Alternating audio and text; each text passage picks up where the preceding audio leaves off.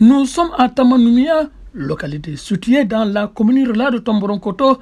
Là, le constat est grave du fait de la déforestation et de la dégradation causée par des orpailleurs. Une situation déplorée par le maire qui voit des milliers d'hectares détruits par l'action irresponsable de l'homme. Toutes ces terres aussi aujourd'hui qui sont dégradées étaient jadis des terres de culture. Et dans l'état où elles sont aujourd'hui, elles sont inutilisables par les populations. Nous avons eu l'accompagnement de PMC, mais aussi des services techniques qui au début ne cessent de nous assister dans ce travail.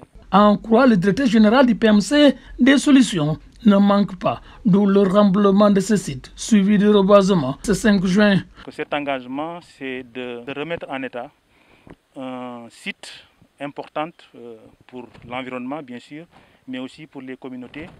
Et le paradoxe, c'est que PMC, en tant que société minière, est en train de participer ou contribuer à la réhabilitation des impacts d'une autre société minière, donc qui n'a pas respecté, n'est-ce pas, les règles.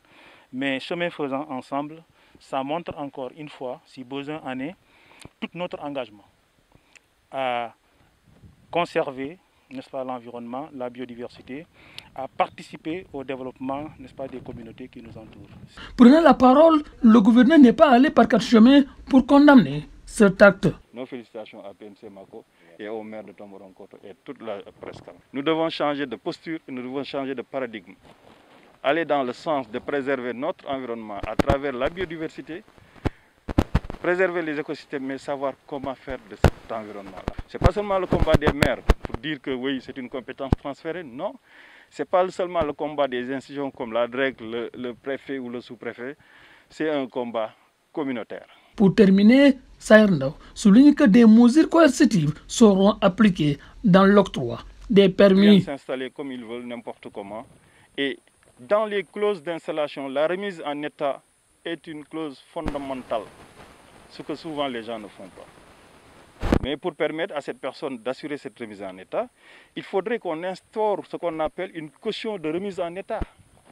Et cette caution de remise en état, si la personne parvient à remettre en état, on remet la caution. S'il ne remet pas, on utilise la caution pour remettre en état.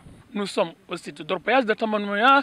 Vous voyez derrière nous tous ces dégâts qui sera réhabilité. De retour de Tamanoumia, Solibra Madabo, Hassan Sané pour la radio-télévision Walfadjri.